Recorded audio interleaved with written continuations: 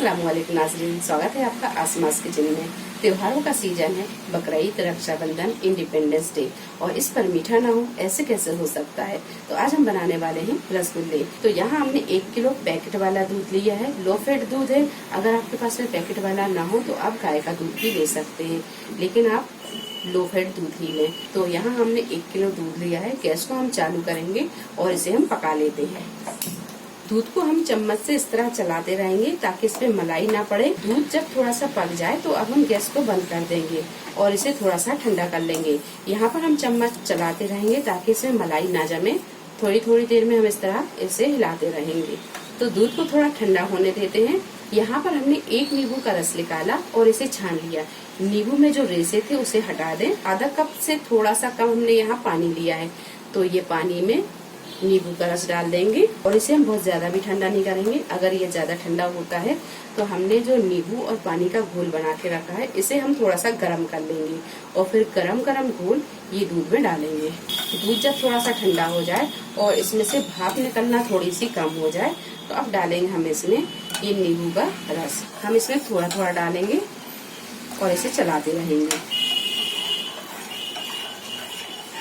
नींबू को डालने के बाद में हम इसे इसी तरह चलाते रहेंगे तब तक जब तक कि इसका छेना न बन जाए।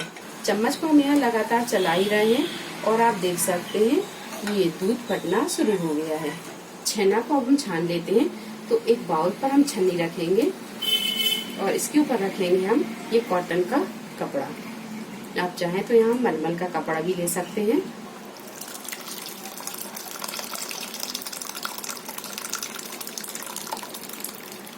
छेना को हमने निकाल लिया है और ये जो पानी है इसे ठंडा करके एक बोतल में भर के रख लें। आप इससे शरबत भी बना सकते हैं या नमकीन लस्सी। अब हम सिंपल पानी डालेंगे और इसे थोड़ा सा ठंडा कर लेंगे। इसमें हमने जो नींबू डाला है इसका खट्टापन भी निकल जाएगा। 3 से 4 पानी से हमने इसे अच्छी तरह धो लिया है। अब जो एक्स्ट्रा पानी है इसे हम इस तरह दबा कर निकाल लेंगे। इसे अच्छी तरह दबाते हुए सारा पानी इसका निकाल देंगे।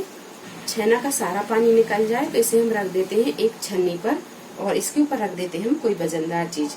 तो हमने यहाँ एक छोटे से गंज में पानी भर दिया है, इससे रख देते हैं हम इसके ऊपर।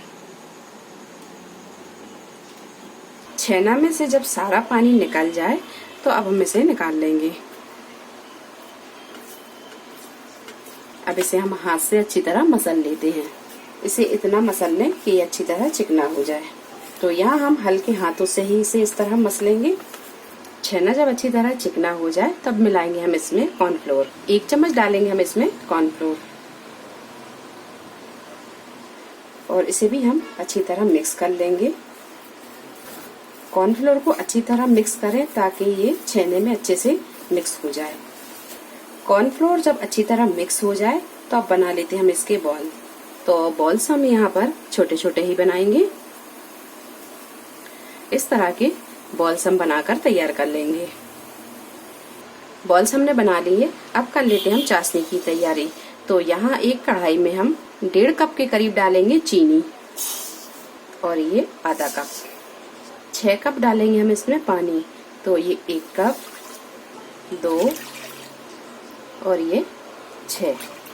अब हम चाशनी को पका लेते हैं। तो गैस पर रखेंगे हम इसे फुल फ्लेम पर। गैस को हम चालू करेंगे। एक चम्मच से हम इसे इस तरह चलाएंगे ताकि चीनी अच्छी तरह घुल जाए।